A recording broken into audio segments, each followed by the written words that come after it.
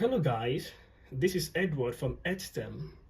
Welcome back to another revision video on A-level chemistry. In our last video, we were able to discuss different models of atoms, and also we described the characteristics of the atomic particles, and also we were able to calculate relative atomic mass, from isotopic abundance. And today we are going to be looking at mass spectrometer. But before we continue with that, in case you haven't done so, kindly subscribe to my channel, like the video. If you have any question, drop a comment on one of the videos, and don't forget to turn on your notification bell so you get notified whenever a new video like this is dropped. And today we are looking at mass spectrometer, and our lesson objective for today are at the end of the video, students should be able to, number one, describe the working principle of a mass spectrometer. Number two, should be able to interpret mass spectra. Okay, and here on the board I have a schematic diagram of a mass spectrometer, and the functions and the parts of a mass spectrometer are represented here using a schematic diagram. What is a mass spectrometer? This basically is an instrument that is used to determine the relative atomic mass of an atom or of an element, and also it is used to determine the abundance of of that atom. Let's say we have two isotopes, okay, atoms with that have two isotopes. So we will be able to know the relative atomic mass of that atom, and also the abundance of the atoms, of probably the isotopes of the atoms. Okay, now there are different types of mass spectrometer. We have time of flight, we have ion trap, and there are others as well. But for the purpose of today's video, we are going to be looking into time of flight mass spectrometer. Okay, so the first part of this spectrometer is called the sample chamber. This is where the sample is placed. Okay, so now in this chamber, the sample undergoes what they called ionization, and it occurs when by passing high voltage into the sample, and that rips up electron from the atoms. And when that happens, we know that the atoms becomes positively charged. Okay, it becomes positively charged. Now, after ionization, the ions then move into the accelerator. The accelerator basically consists of a negatively charged detection plate. Okay, this causes the ion to accelerate. Okay, it causes the ion to accelerate. Now, all the ions that has the same single positively charge, okay, are going to have the same amount of kinetic energy. Okay, so now there's a possibility that a double positively charged ion will be produced. So maybe there's a possibility that you have +2 ions. Okay, so if you have +2 ions, the kinetic energy of +1 ion will be different from the kinetic energy of +2 ions. Okay, so basically all the +1 ions will have the same kinetic energy, and also all the +2 ions, if produced, we also have the same kinetic energy. Okay, now so after the accelerator, the ions move into the drift chamber. So at this point, the ions stop accelerating. Okay, they stop accelerating. Then in this drift chamber, they start drifting towards the detector. Okay, they start drifting towards the detector. Now, the drifting is caused by a magnetic field.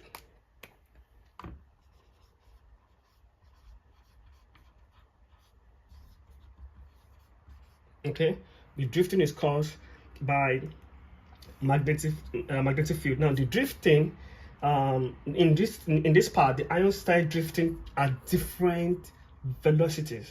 Okay, the drifting occurs at different velocities.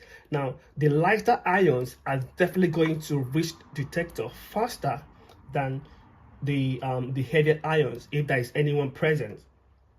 Okay, so now at this detector, the ions then gains electron. The positive ion gains electrons, and this causes current to flow.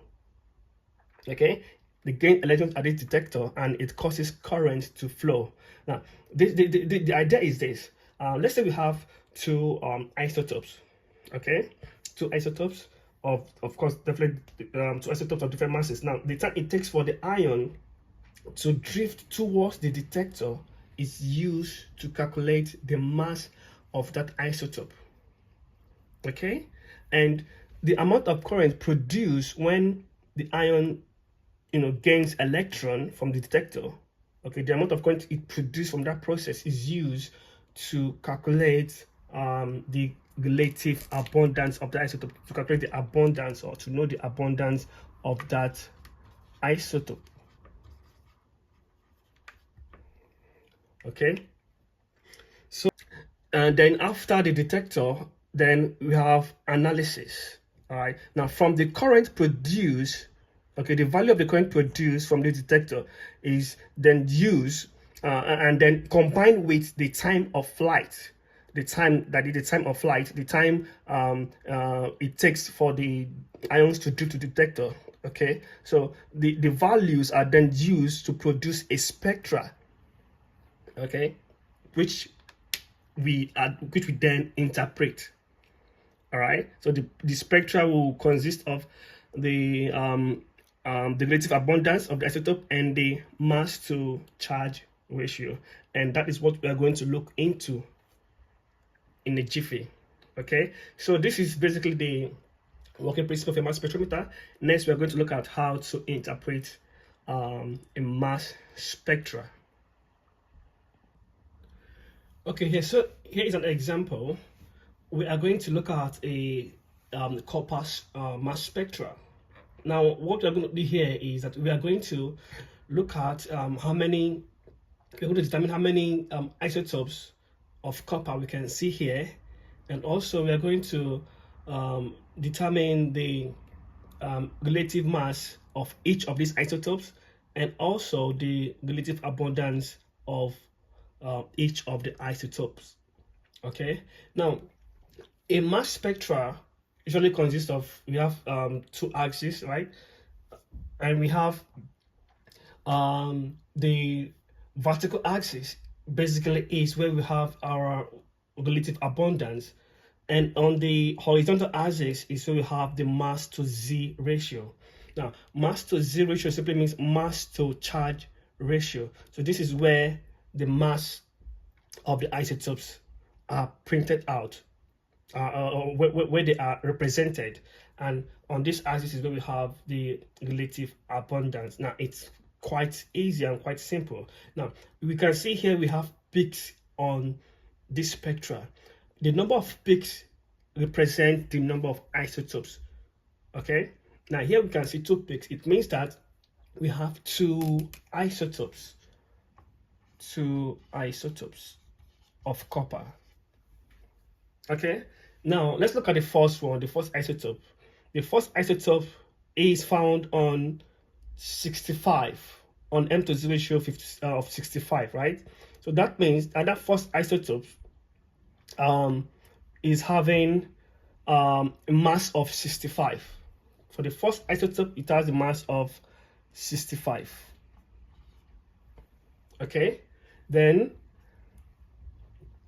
the relative abundance of that, if you trace it to this, is written here already. So this value here shows the relative abundance of that particular isotope, and here is, we have 30.8%. Now the second peak is at M to Z ratio of 63, right? Which means that the mass of that isotope is 63, and on this peak we have 69.2. That shows the relative abundance of that isotope. All right, so we have 69.2%. It's as simple as that. Okay, and you might be asked to calculate from here. You might be asked to calculate the relative atomic mass of copper.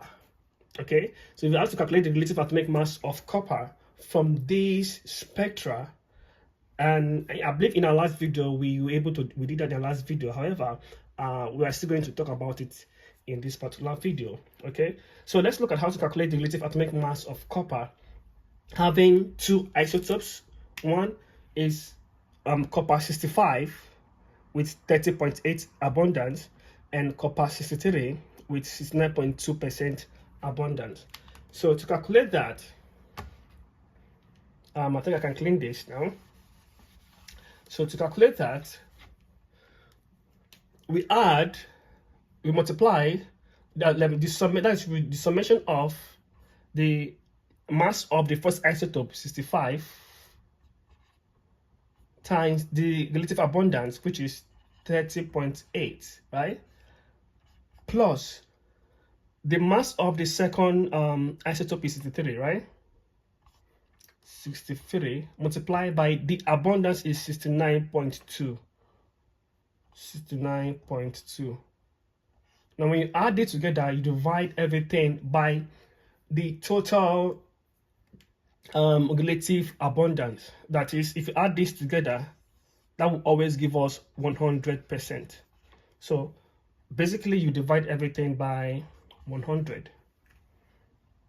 Okay, so let's evaluate that with a calculator and see what we're going to get. So if you use a calculator correctly, you should have 6361.6 divided by 100. And when you divide by 100, we have 63.616. Now, you might be asked to leave your answer in one decimal place or two decimal places. Okay, so let's say you have to leave your answer in two decimal places. So if you count 2 from here, we have 1, 2, right?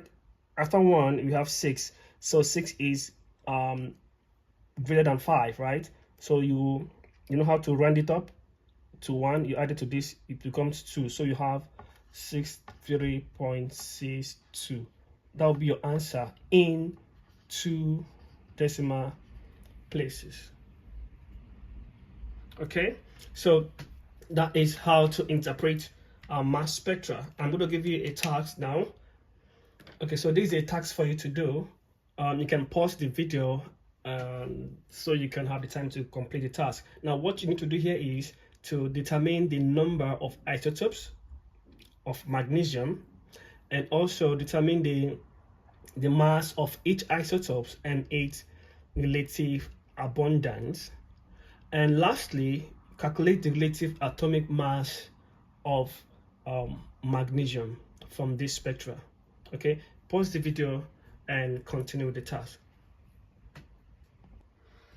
Okay, so as you can see here, from this spectra, we have 3 peaks on the spectra, right?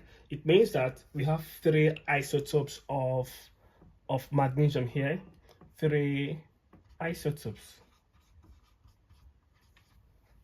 Okay, let's look at the first isotope, the first peak. The first peak has a mass to charge ratio of 26, which means the first isotope has a mass of 26. Okay, so let me just put it this way. Let me clean this and write M to Z ratio and relative abundance. Okay, so the first one has 26 mass to Z ratio, and the relative abundance is written here, that is 11.0. So in most cases, they could write the value here on top, or you'll be asked to interpret the value, you know, from the spectra. Okay, all right, so here we have 11.0%, and the second one has a mass of 25, and the abundance is 10.0%. Okay, and the third one is having a mass of 24 and the relative abundance of 78.9%. So these are the relative the isotopes of magnesium, their masses, and their relative abundance. Now the last one, you have to calculate the relative atomic mass of this magnesium. So let's do that together. So I'm going to clean this.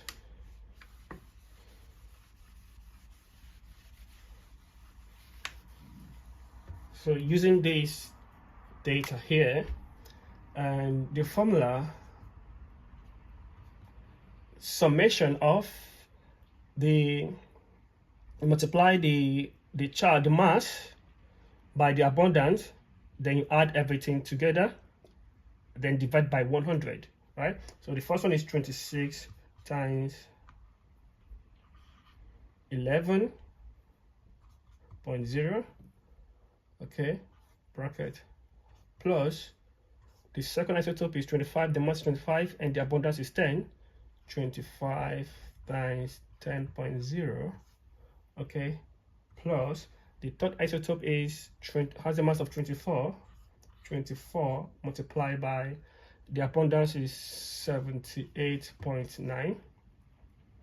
Then all together I divide by the total abundance. If you add this abundance together, you're going to have 100%. So you divide everything by 100. All right, so use a calculator to evaluate that. Let's see what we're gonna have. So we're gonna have 2429.6 divided by 100. So when you divide by 100, you're gonna have 24.296. Okay, 296. And if you're asked to leave your answer in one decimal place, you move one from here, move one place from here. So you're going to have, here we have 9, right? Then 9 is greater than 5. You add it to, turn it to 1, add it to 2 here, you have 24.3. Okay, so that's how to calculate the relative atomic mass of atoms that have different isotopes. Okay, and I believe you have been able to, you have been able to know how to describe the working principle of a mass spectrometer, and also you should be able to interpret mass spectrometer as well. Okay, and that will be the end of today's video. If you have any question, drop a comment in the video, and don't forget to subscribe if you haven't done so, and see you some other time. Thank you.